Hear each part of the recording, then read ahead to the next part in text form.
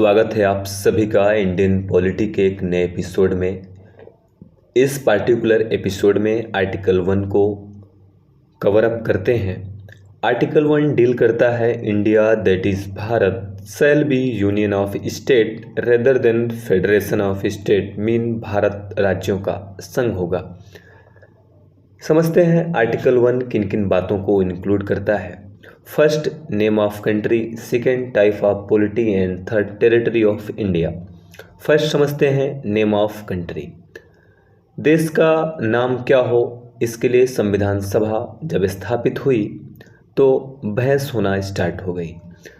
Some members का argument ये था कि देश का नाम इंडिया रख दिया जाए, और इंडिया रखने के पीछे की रीजनिंग उनकी यह थी कि वर्ल्ड वाइड देश का नाम कंट्री के रूप में एस्टेब्लिश हो चुका है और ग्लोबल सिनेरियो में तारतम्यता बनी रहे, इसलिए देश का नाम इंडिया ही रख दिया जाए। लेकिन जो सेकेंड ग्रुप था उसका आर्ग्यूमेंट ये था कि नहीं, भारत नाम ही देश का रखा जाए, क्योंकि भारत नाम परंपरागत रूप से और सांस्कृतिक रूप से उचित है, इसलिए देश का नाम भारत रखा जाए। दोनों ग्रुप के बीच बहस हुई और उसका अंततः एक मिडवे निकाला गया कि दोनों नाम ही रख दिया जाता है देश का। तो इस बात को ध्यान में रखते हुए देश का दो नाम रख दिया गया। भारत और इंडिया दोनों की मीनिंग एक है। सेकंड टर्म है आर्टिकल 1 का टाइप ऑफ पॉलिटी। तो इन समरी समझते हैं कि पॉलिटी 2 टाइप्स की होती है। फर्स्ट टाइप की polity federation and second type की यूनियन, या फर्स्ट यूनियन रख लें, सेकेंड फेडरेशन रख लें, मीनिंग एक है। फेडरेशन टाइप की पॉलिटी यदि किसी देश के कॉन्स्टिट्यूशन में इंक्लूड की जाती है तो उसका सेंस यह है कि उस देश में जो स्टेट होंगे उनके पास ऑटोनॉमी अधिक होगी, और ऑटोनॉमी अधिक होने का सेंस ये है कि यदि वे स्टेट चाहें तो सिसीड कर सकते हैं, मीन बाहर निकल सकते हैं उस देश से, और बाहर निकल कर क्या करेंगे, एक देश बना सकते हैं, वे कर सकते हैं। तो फेडरेशन टाइप की पॉलिटी मोर पावर देती है उस देश के राज्यों को। लेकिन जो यूनियन टाइप की पॉलिटी होती है जिसको यूज किया गया है इंडियन कॉन्स्टिट्यूशन के आर्टिकल 1 में, उसका सीन यह है कि कोई भी स्टेट सिसीड नहीं कर सकते, बाहर नहीं निकल सकते हैं इंडिया की टेरिटरी से।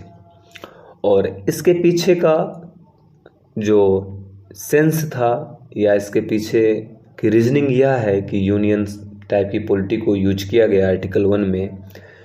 आप समझते हैं और जानते भी हैं कि भारत भूमि से ही अलग होकर एक नए देश के रूप में पाकिस्तान का क्रिएशन हुआ।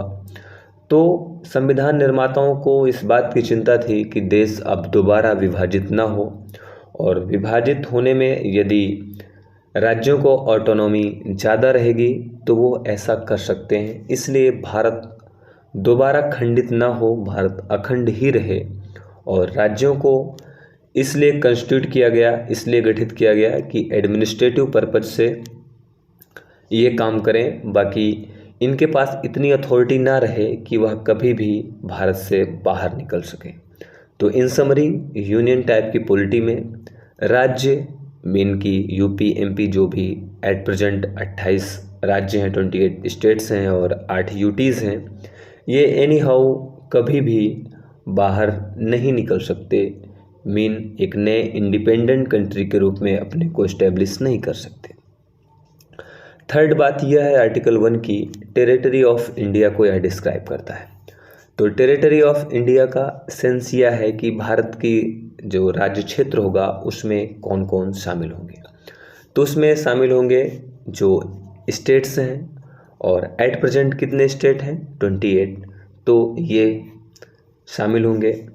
Second, union territory mean that संघ शासित प्रदेश।